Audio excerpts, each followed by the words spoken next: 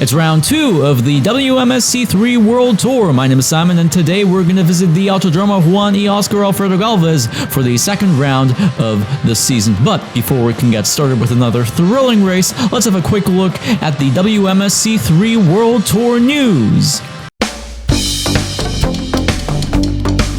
AC Racing Esports has joined the WMSC 3 World Tour and replaced a team which inexplicably left the ORSL Discord. Eric Acosta, Victor Guzman, and Hector Garcia will compete for the team, with Guzman and Acosta racing at Buenos Aires. Josh Flynn has joined SCMM and therefore completed the Scuderia's driver lineup. Let's see what he can do in his ORSL debut. Aaron Curtis is also going to make their WMSC 3 World Tour debut in Buenos Aires after having missed the first round of the championship. The promising driver from Ireland has shown loads of potential during the American Monoposto Championship 2022, so there might be some pressure on Curtis to perform. And with Pedro de Sousa, the first guest driver has arrived in the WMSC 3 World Tour. As a guest driver, he'll race for Team ORSL with the number 100.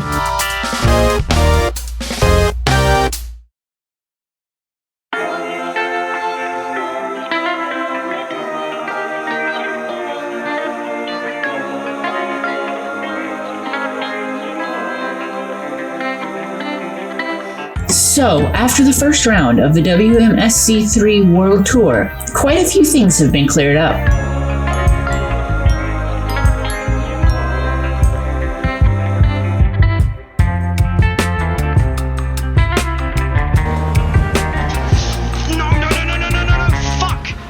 First and foremost, Lorenzo Turri was able to cement his status as the undisputed title favorite for the World Tour. Turri on the inside, Bet Reader in the middle, Peckley on the outside, and Turri's in the lead!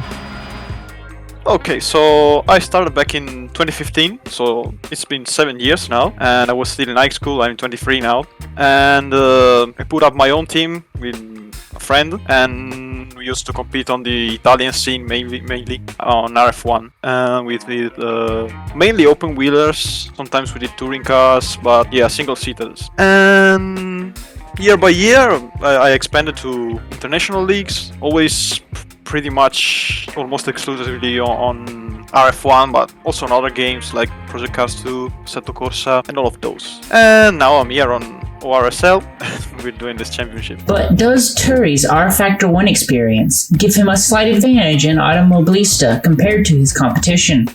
Yeah, I think so. It's my first league on Automobilista, but it pretty much plays the same as R-Factor 1, as you may probably already know, since it's based on the same engine and stuff. So it might be helpful with setup making, and yeah, pretty much that. Also, a bit of the driving feels a bit different because I'm used to other kind of cars and mods. This car, being a base content car, might be a little bit more refined than the mods, so the driving is a little bit different, but with setups and such, yeah, it helps quite a lot. It can be helpful having this kind of experience. I don't think surprise is the correct term, because when I join a league, I always aim at doing my best and at being at the front. So I expect the competition to be harsher in the next few races. I don't know. I'm not surprised, but it certainly is. How do you say that? It feels good to be at the front, rightly so. But yeah, I expect my main rivals to come back in the next few races for sure. But who's on Turri's mind specifically when it comes to potential rivals? Well, the first name that come to my mind are the Bravo guys. I think it's Bravo in the team, which are Bie and Peckley. Those two guys weren't in the test race, and at Lime Rock they were pretty fast. So I think they might be in contention for the title as well. And also the KosTec guys, especially Heyman and maybe also Benton Reader. Yeah, those seem to be pretty fast as well. Other than Turri, Daniel Bentonreader and Gabriel Peckley impressed with an incredibly close photo finish at Lime Rock. And with his first podium of the season achieved, we asked Peckley about his feelings regarding the podium. My debut in the new season was good for the car feedback. Victor and I ended up making a mistake during the race and had to abandon. I managed to start to stay on track and took advantage of the safety car to stop and put a new tire, where I haven't tried to win the race by doing a true wide at turn 1, but I prefer to heel and try to pass a rider to reach the P2, and I achieved it in the last corner by doing a photo finish at the end of the race. Now, the question is, can Turri repeat his Grand Slam from Lime Rock, or will KosTec strike back at Buenos Aires?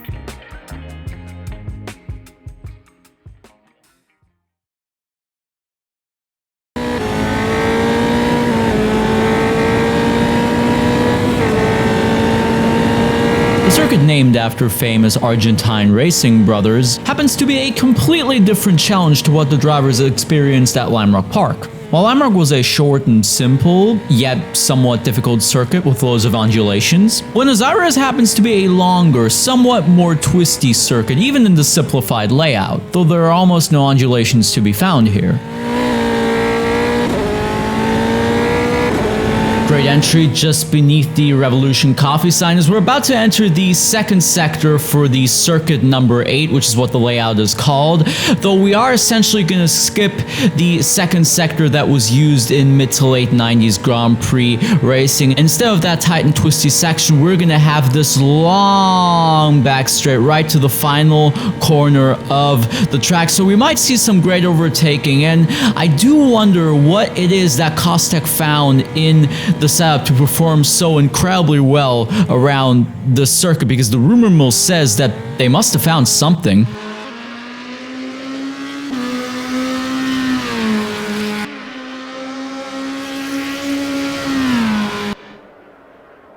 And it seems like Daniel Bentenrieder really enjoyed his time around the circuit, seeing as he achieved pole position ahead of Lorenzo Turri, only 7/100ths of a second between the two. Heyman in third, only 3/1000ths behind Lorenzo Turri. Victor Guzman on his debut in an incredible fourth, ahead of Josh Flynn, also with an excellent debut in fifth position. Behind him, Gabriel Peckley in sixth, Gaggiano in seventh, Aaron Curtis in eighth, Bartosz Krpeta in ninth, and Simon Corr rounding out the top 10. Thomas Crabb in 11th, remember, he could have won the first race of the season. Mark Wittmann in 12th, Eric Acosta in 13th, Pedro de Sousa in 14th. Behind them, Hugh Hamill in 15th, Adrian Friedrich in 16th. Philip Feckler starting from 17th position with no time because originally he was supposed to show up for qualifying, but he had a motorcycle accident. He had to go to the hospital, but despite that, he managed to get back in time to compete in the second round of the season. Absolutely incredible. Huge shout out to Philip Feckler here. Absolutely remarkable from the KosTec driver. Absolutely incredible. Leave some love in the comments for Philip Feckler. And now with that out of the way, let's get the race started with your commentator for today, Aaron Smith. As we now just wait for the final few cars at the back of the grid to make their way into their grid slots, as we have 5 red lights here at Buenos Aires, and it is lights out and away we go, and it's a good start from pole sitter of Daniel Bentenrieder, but Lorenzo alongside has gotten a slightly better start as they go side by side into turn 1. Lorenzo breaks a little bit deeper, but Daniel just manages to keep ahead. Great defending from the pole sitter so far on this first lap, as Lorenzo's going to send it into the next corner but gets it all wrong and slightly locks up, as now all the cars come through the first sector, and that's a car round. Not 100% sure who it is, and that is the number 3 car of Adrian Friedrich. Poor start for him, but a good start for our pole sitter Daniel Bentenrieder. As we run on board with Lorenzo, he's had a pretty good start to the season so far. The dream start, you'd say. As they all now come to the end of lap 1, it is pretty much chaos at the background. There's a big lock-up from one of the drivers. And now we come to the end of lap 1, the number 18 car of Josh Flynn with the number 31 of Gabriel Peckley going into turn 1. Gabriel's going to send it up the inside. Great move by him. But number 18 is going to come back at him as they go side by side. A little bit of lag there. Is Gabriel going to brake later? He is. Great start for him.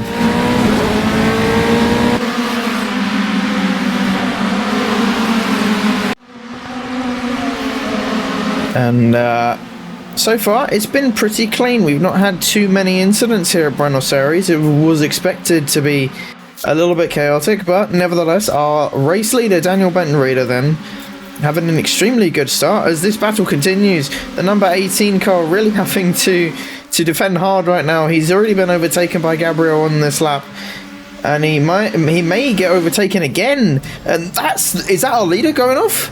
I believe that's Benton-Reeder off. Into the last corner, he just got it completely wrong. I'm guessing he had a lockup. And now your leader, Lorenzo Turri, with Heyman in second. Benton-Reeder holds on to third. Then you have Peckley in fourth, Guzman in fifth, and Flynn still in sixth place. But going into turn one, Flynn getting overtaken once again. And a lot of drivers locking up. This car is incredibly easy to lock up. You have to run it so low brake bias, but the midfield fight is really going to heat up. It already is, and it is extremely enjoyable for everyone to watch and for these drivers to race, I imagine. But this track not one to have that many overtakes, to be honest, as Gabriel Peckley now under pressure from the 29. Guzman on the outside, can he get a good exit? He just loses the rear too much. The car stepping out on him, and Peckley able to pull away now, but the slipstream is very powerful as he has slipped back a little bit, and the number 16 now putting pressure on Guzman as we head into turn one. The two teammates both driving for the SC MMM team, looking very gorgeous if I do say so myself. If there's a little bit of movement in the background as it's absolute chaos in the midfield, as now Aaron Curtis is putting pressure on Mark Whitman as they go side by side through the second to last corner, as now we are on the run down to the penultimate corner. A very heavy braking zone. Whitman on the outside, about the same braking for these two, but Whitman just has that little bit extra speed carried through the corner, but can't quite get the move done. I imagine he will get a massive slipstream on that main straight and hopefully make a move into turn one, and that's a car going very, very wide. I believe that was Whitman again. Yes, it was. Whitman, after putting in a fairly impressive, attempting a fairly impressive maneuver, is now falling under pressure from the number 5 behind Philip Feckler, going into the penultimate corner now, and that's a car getting very loose on the exit, but Whitman managing to just keep it in there so far. The fight for P11 now between all of these drivers of Whitman, Feckler and Simon Core going into turn one. Whitman sends it up the inside. Is he going to be able to get it done? Not quite. Simon just holding on for now. The yellow and purple livery on that car looking very gorgeous as Whitman tries to send it again. And now is under pressure from Feckler into this next corner. And there's a car off in the background. But whilst we continue racing, Whitman just manages to hold off Feckler behind. Just about. And that's another car going off. And that's the number 28 car of Acosta. And this is Victor Guzman, the teammate of Acosta, losing it, but is he going to manage to keep it on the track? He does, only just. And when I say only just, I mean only just. But he kept it on the track and now is being overtaken, or attempted to be overtaken by Simon Core, and that's Whitman going off at the final corner. Probably just got distracted and completely missed his braking zone. Now the 18 cars and 16 of Gino and Josh switching places, as Gino very nearly messes it up. These two are teammates, of course, so I imagine that was a strategic maneuver. As we now have 21 minutes to go with Max Heyman giving chase to Lorenzo. And oh dear, that's our pole sitter Daniel Benreader losing it again at the final corner. Not the first time he's done that this race. Max Heyman, though, still putting pressure on Lorenzo in front. Can anyone take Lorenzo's crown away so far? Of course, Max Heyman winning his first ever sim race last season in AMC at the final round. Very impressive from him after a pretty unlucky season all round. But it was good to see Max on the top step of the podium. As you now watch Daniel Benreader once again going through the middle sector. Bit of a shame for our pole sitter so far this race. Didn't have an amazing start. Held on to the lead though, but has made crucial mistakes, which has now meant he has fallen out of the podium positions.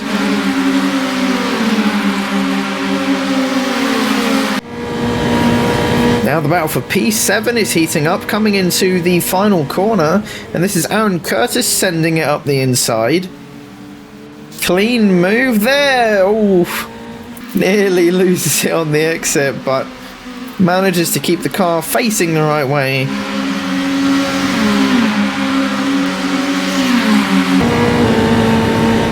And now we see Mark Whitman trying to go for a move on Simon Core into turn 1. Can he get the car stopped in time? He can. Very clean move. Although a tiny flat spot on his front right tyre shouldn't make too much of a difference though, but clean move from Mark there as he runs a little bit wide, but still manages to hold on to 9th place as Simon Core moving up and down the grid all over the place. And Simon Core's livery reminding me of a chocolate bar more than anything, making me very hungry during this commentary.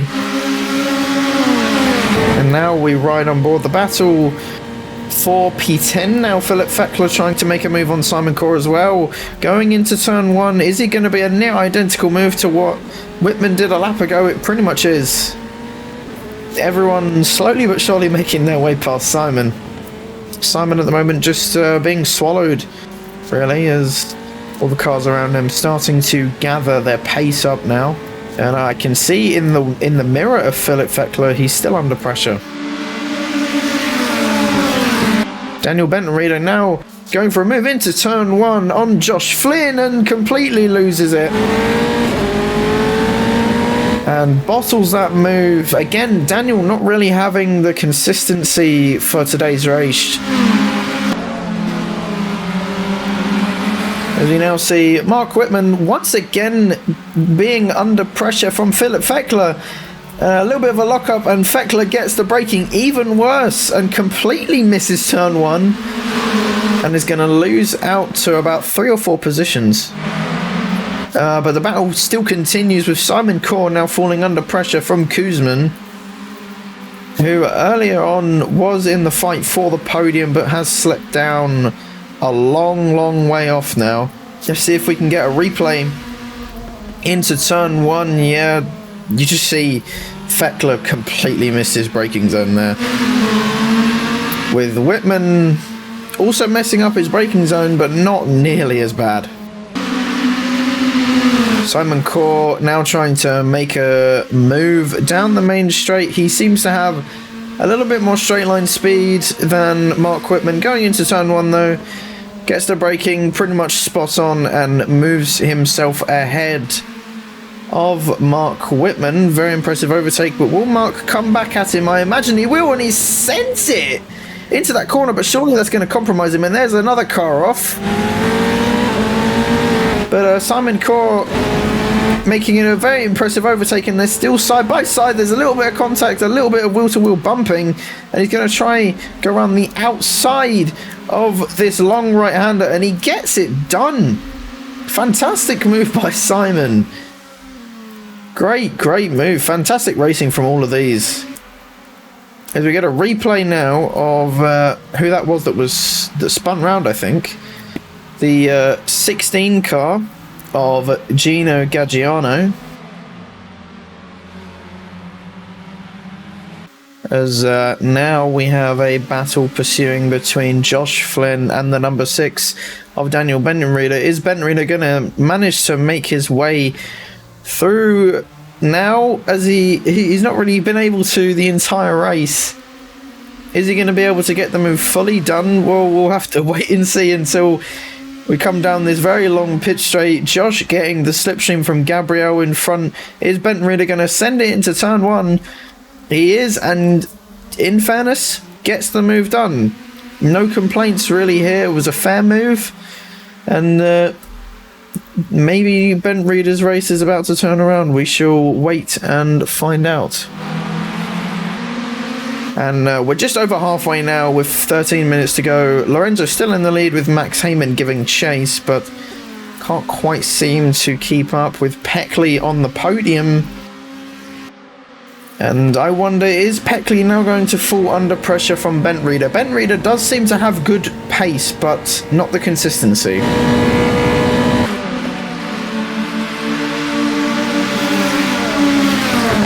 As this ever-pursuing battle, and everyone locks their brakes going into the final corner. And that's very, very slippery from Koosman, who is now trying to fend off Mark Whitman, Simon Core, Philip Feckler and Gino Gaggiano all at the same time. They're going to go 3 wide into turn 1. This is not going to end well, and he ends up on the grass and nearly runs into the back of Whitman. Oh my God, I honestly don't know how he didn't just smash into the back of Whitman. Oh my, that gave me a heart attack. I hope we can get a replay of that, and yes we do, and look at that. That is incredible. If that was on iRacing, that would have been a multi-car collision way before the corner probably. But now we ride on board with Koosman just right at the back of this little battle, and Mark Whitman and Philip Feckler are now going to try and battle each other down the main straight. Philip Feckler of course having the slipstream. Is Koosman going to try and send it 3 wide? No, he learnt from last lap. Good. And Whitman sends it into turn 1 and gets the braking all wrong, and Feckler runs into Koosman, and Koosman can't quite keep the car in a straight line. Is Whitman going to send it up the inside into this next corner? No, he's not. He's just going to sit behind, and Feckler loses it anyway, and that's contact. And Whitman is fully round. Feckler gets to continue on, and that's now Corpetta making his way through, and even contact. Feckler crashing into Bartosz Corpetta. And that will be interesting to see who the drivers think who is at fault. And that's Mark Whitman still struggling to get back on the track. And now we see a replay of the absolute chaos that just ensued. Yeah, just Mark gets his braking zone all wrong. Feckler then tries to get a good exit, and then into this corner he just completely loses it and smashes into both Koosman and Whitman. Whitman losing out mainly. And then it just seems Feckler drives straight into Corpetta.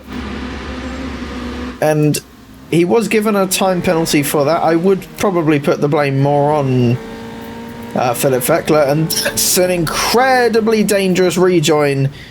And Whitman's day goes from bad to worse. I think that was his teammate as well.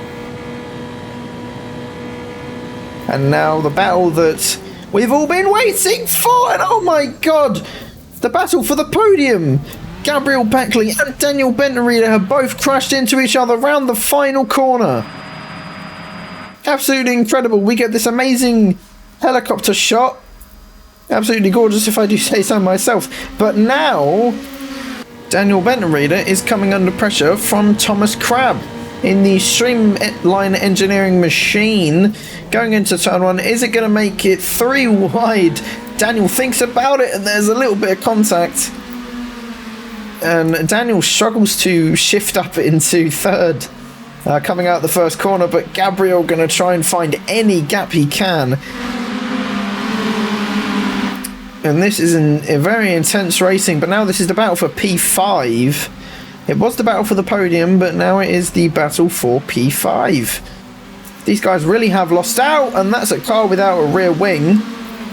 and a car without a front wing. There's clearly been some sort of incident, and that is the number 18 of Josh Flynn missing a front wing.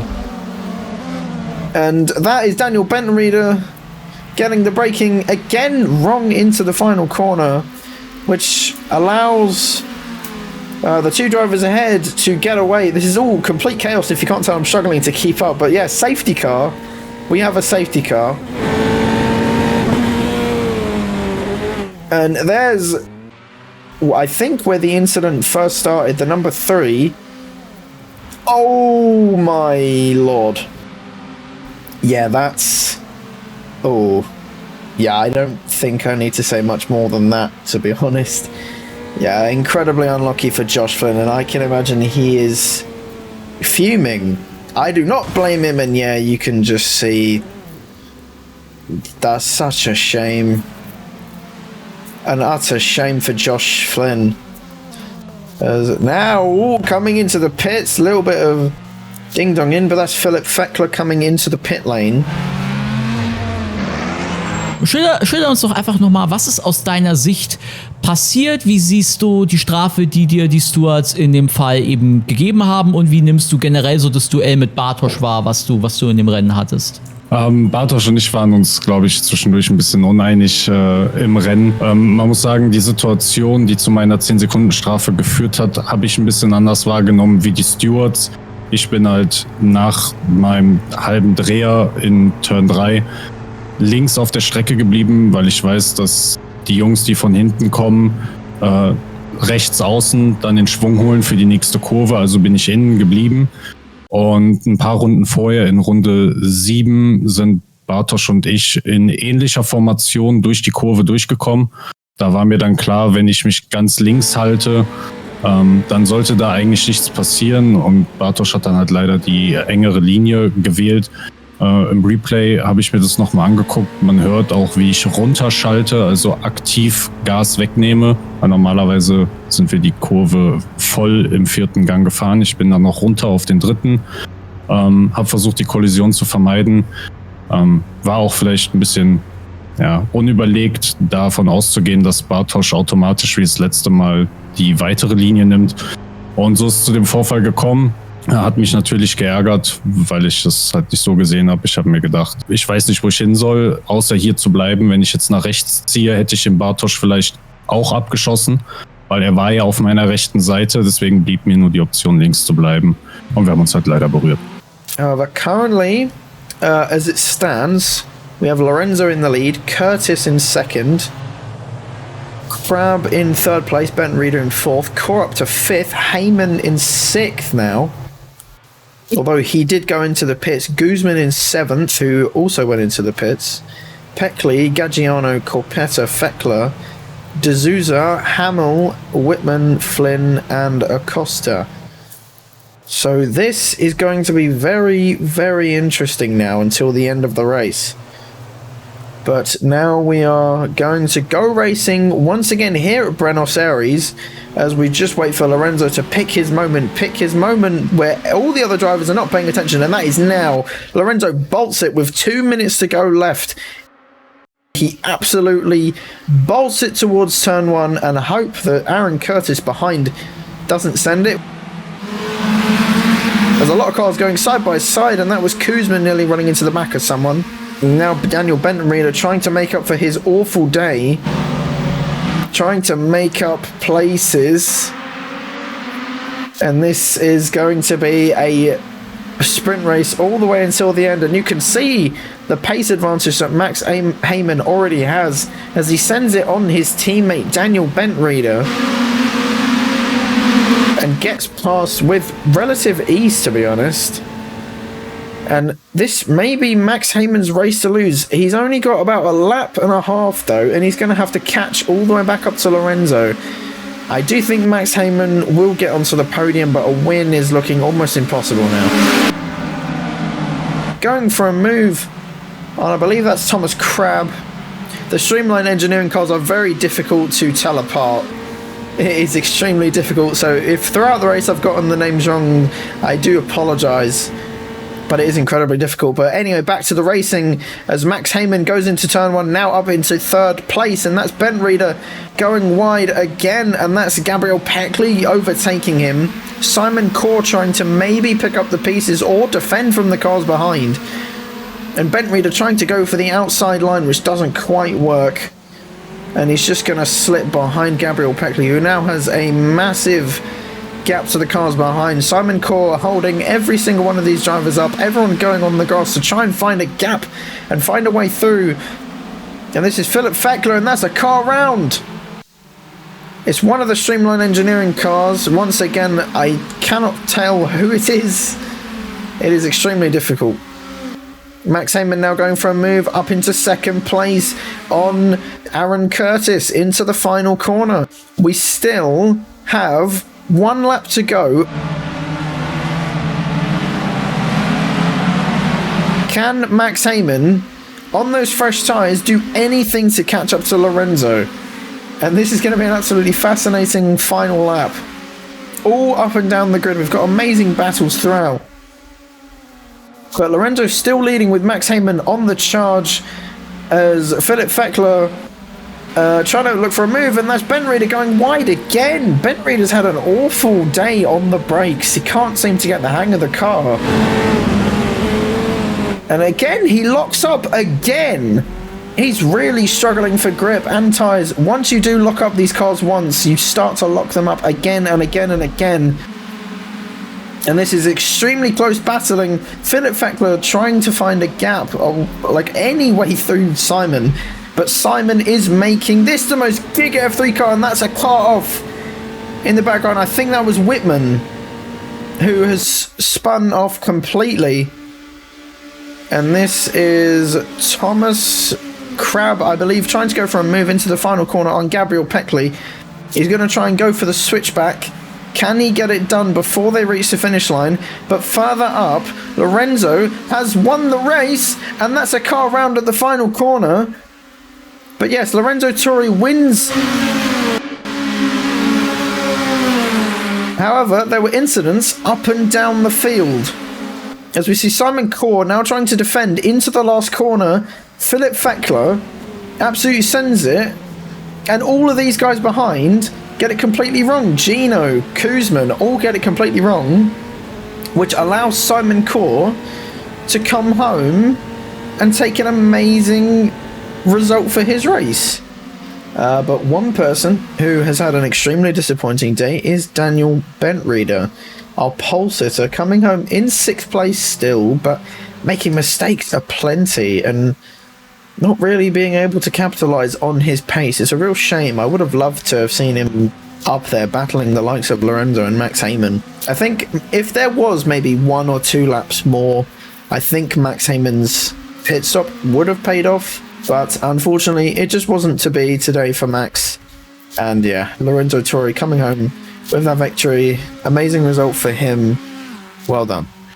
So then, let's have a look at the official results for round 2 of the World Tour. Lorenzo Turri wins ahead of Max Heyman in 2nd place. Aaron Curtis, first time on the podium, in 3rd place. Gabriel Peckley in 4th, another great result for Bravo Snowshot and Esports. Thomas Crabb in a solid 5th place, first points of the season for him. Daniel Bentreader in 6th, definitely more possible today. Core in a solid 7th. Victor Guzman scores on debut in 8th, ahead of Hugh Hamill in a solid 9th place. Josh Flynn in 10th. Definitely more possible for the SMM debutant, but his race was certainly ruined by what happened with Adrian Friedrich. Pedro de Sousa in 11th on debut. Bartosz Kopeta in 12th. Eric Acosta, who also received a 5-second penalty after an unsafe pit lane release. Philip Feckler in 14th. Again, huge shout out to Philip Feckler. Leave some love in the comments, I'm serious. Mark Wittmann in 15th, Gino Gaggiano in 16th, and Adrian Friedrich in 17th didn't finish the race. In the Drivers' Championship, Lorenzo Turri now has a 9-point lead on Gabriel Peckley in second. Max Heyman and Daniel Bentenrieder, both KosTec boys in P3 and P4, both on 11 points. Curtis and Core both on 6 points now. Feckler in 7th on 5. Thomas Crabb on 4. Seifert 9 on 2. Both Wittmann and Victor Guzman with 1 point each. In the Teams Championship, KosTec is now in the lead with 2 points ahead of Mistral, a team only represented by Lorenzo Turri. Bravo Snowshutting Esports in third with 13 points ahead of C2F Racing, Turismo Autosport, Streamline, Backrow, and AC Racing Esports.